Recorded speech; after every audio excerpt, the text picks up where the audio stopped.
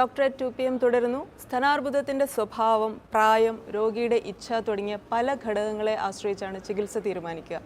Doctor, സ്തനാർബുദ ചികിത്സയെക്കുറിച്ച് ഒന്ന് വിശദമാക്കാമോ? മുൻപൊക്കെ കേട്ടിട്ടുണ്ട് സ്തനം മുഴുവനായി നീക്കം ചെയ്തുകൊണ്ടുള്ള ചികിത്സയായിരുന്നു ഉണ്ടായിരുന്നത്. ഇപ്പോൾ ബ്രസ്റ്റ് കൺസേർവ് ചെയ്തുകൊണ്ടുള്ള ചികിത്സയുണ്ട്. എന്തൊക്കെയാണോ ഒന്ന് വിശദമാക്കാമോ? സ്തനാർബുദത്തിൻ്റെ കാര്യത്തിലുള്ള ഏറ്റവും ഒരു പ്രധാനമായ മുന്നേറ്റമാണ് ഈ സ്തനം നിലനിർത്തിക്കൊണ്ടുള്ള ശസ്ത്രക്രിയ അഥവാ ബ്രസ്റ്റ് കൺസർവേഷൻ സർജറി എന്നുള്ളത്. അപ്പം പലപ്പോഴും സ്തനം നിലനിർത്തിക്കൊണ്ട് ശസ്ത്രക്രിയയെക്കുറിച്ചുള്ള ഏറ്റവും വലിയ ഒരു കൺസേൺ ആയിരുന്നത് ഇതിന് ശേഷം സ്തനാർബുദം തിരിച്ചു വരാൻ സാധ്യതയുണ്ടോ, അതിനുശേഷം സ്തനാർബുദം മൂലമുള്ള സ്തനാർബുദം പൂർണ്ണമായും മാറുന്നതിന് സ്തനം മാറ്റണം എന്നുള്ളൊരു ബിലീഫാണ്. പലപ്പോഴും ഞാൻ ഏറ്റവും കൂടുതൽ അതിനെക്കുറിച്ച് ആലോചിക്കുന്നത് ഈ ഡോക്ടർമാർ തന്നെ സ്തനാർബുദമായിട്ട് ഞങ്ങളുടെ അടുത്തോട്ട് വരുമ്പോഴത്തേക്കും അവർ പറയുന്നത് എനിക്ക് ബ്രസ്റ്റ് കൺസർവേഷൻ വേണ്ട എന്നുള്ളതാണ്.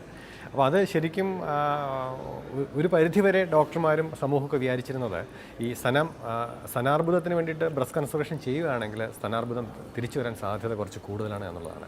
പക്ഷേ ഇതിന് ഈ മെഡിക്കൽ ലോകത്തെ ഞടുക്കിക്കൊണ്ട് ഒരു പഠനം കഴിഞ്ഞ വർഷം പുറത്തു വന്നു. അതായത് ഇന്ത്യയിലെ 13 ക്യാൻസർ ആശുപത്രികളിൽ നടന്ന അവിടുത്തെ അവരുടെ ഡാറ്റ അനാലിസ് ചെയ്തുള്ള ഒരു വിവരം പുറത്തുവിട്ടപ്പോഴത്തേക്കും സ്തനം നിലനിർത്തിക്കൊണ്ട് ശസ്ത്രക്രിയ ചെയ്തവർക്കാണ് സ്തനാർബുദം പൂർണ്ണമായിട്ട് മാറാനും അവരുടെ സർവൈവലാണ് കൂടുതൽ കണ്ടെത്തിയത്.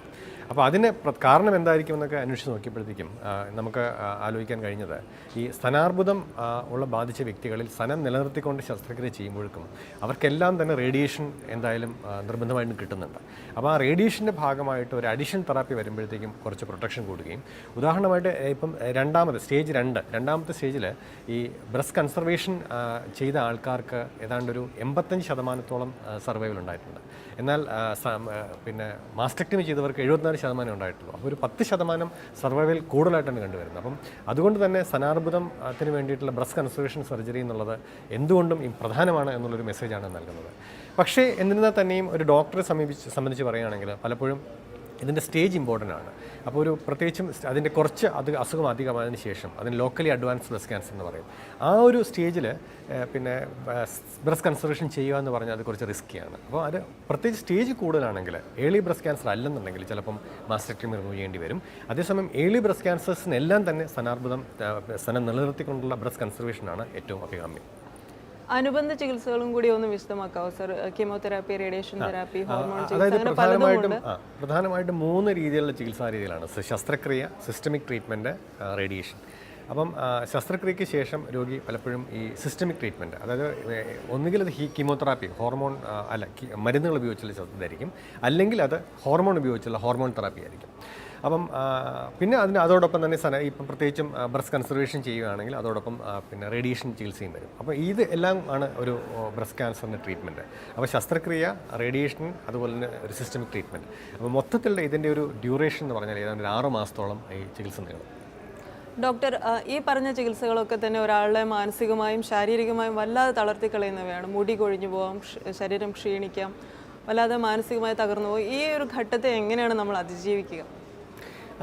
അതിൽ പ്രധാനമായിട്ടും രോഗികൾക്ക് വേണ്ടിയ ഒരു കാര്യം എന്ന് പറഞ്ഞാൽ ഒരു കൗൺസിലിംഗ് ആണ്.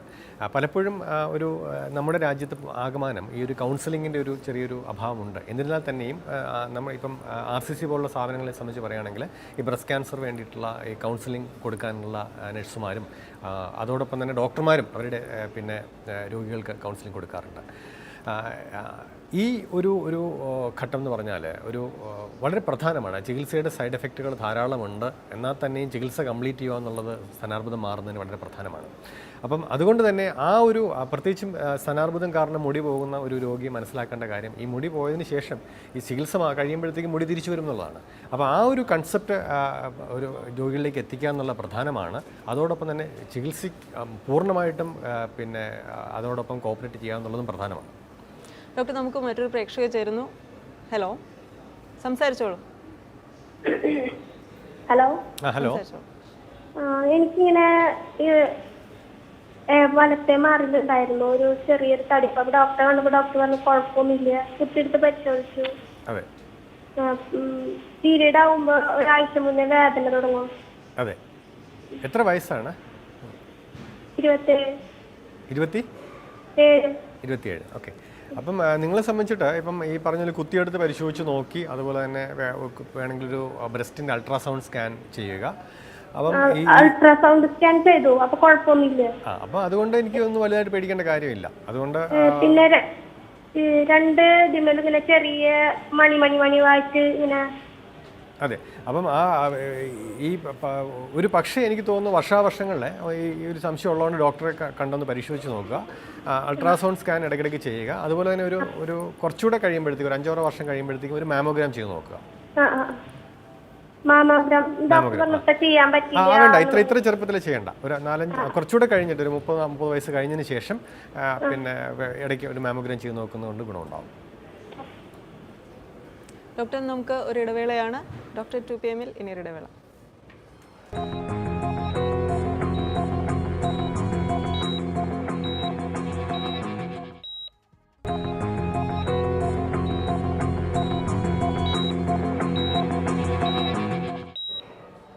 ഡോക്ടർ 2 PM തുടരുന്നു.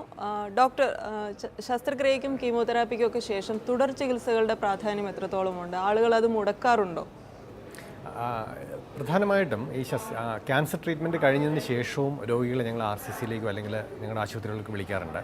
അപ്പോൾ അതിൻ്റെ പ്രധാന കാരണം എന്ന് പറഞ്ഞാൽ, ഒന്ന്, രോഗിക്ക് പിന്നീട് ക്യാൻസർ തിരിച്ചു വരുന്നുണ്ടോ എന്നറിയണം. അതോടൊപ്പം തന്നെ ഇവർക്ക് ഈ ക്യാൻസറിൻ്റെയും അതിൻ്റെ ചികിത്സയുടെയൊക്കെ ഭാഗമായിട്ട് വേറെ എന്തെങ്കിലും പാർശ്വഫലങ്ങൾ ഉണ്ടോ എന്നറിയണം. അപ്പോൾ ഈ 2 കാര്യങ്ങൾക്കായിട്ടാണ് നമ്മൾ വിളിക്കുന്നത്. അപ്പോൾ അതിൽ പ്രധാനമായിട്ടും നമ്മൾ നോക്കുന്നത് ഈ പിന്നെ സ്തന പരിശോധന നടത്തുന്നു, സ്തനാർബുദത്തിൻ്റെ ലക്ഷണങ്ങൾ പിന്നെ എങ്ങാനും വരുന്നുണ്ടോ നോക്കുന്നു.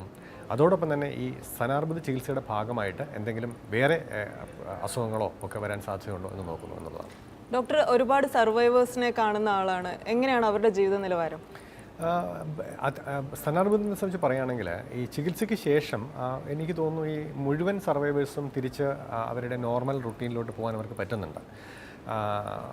മാത്രമല്ല പലരും വളരെ പ്രൊഡക്റ്റീവായിട്ടുള്ള ലൈഫാണ് അതിന് ശേഷം നയിക്കുന്നത്. അപ്പം സ്തനാർബുദം ഒരിക്കലും, അല്ലെങ്കിൽ എന്ത് അർബുദവും ഒരിക്കലും നമുക്ക് നമ്മുടെ ഒരു end of the life disease process അല്ല ഇന്നത്തെ കാലത്ത്. അത് നമുക്കൊരു ടൈഡ് ഓവർ ചെയ്തതിന് ശേഷം തിരിച്ച് എങ്ങനെയാണോ നമ്മൾ സൊസൈറ്റിയിൽ നിന്ന് വന്നത് അതുപോലെ തന്നെ തിരിച്ചു പോയി പ്രവർത്തനങ്ങളിൽ ഏർപ്പെടുന്ന ഒരു വലിയ വിഭാഗത്തെയാണ് ഇപ്പോൾ നമുക്ക് കാണാൻ കഴിയുന്നത്. ഡോക്ടർ, വളരെയധികം നന്ദി. അരമണിക്കൂർ ഞങ്ങളോടൊപ്പം വളരെ വിശദമായി ഇതിനെക്കുറിച്ച് സംസാരിച്ചതിന്. ഡോക്ടർ 2 PM അവസാനിക്കുന്നു. നാളെ മറ്റൊരു വിഷയവുമായി വീണ്ടും കാണാം.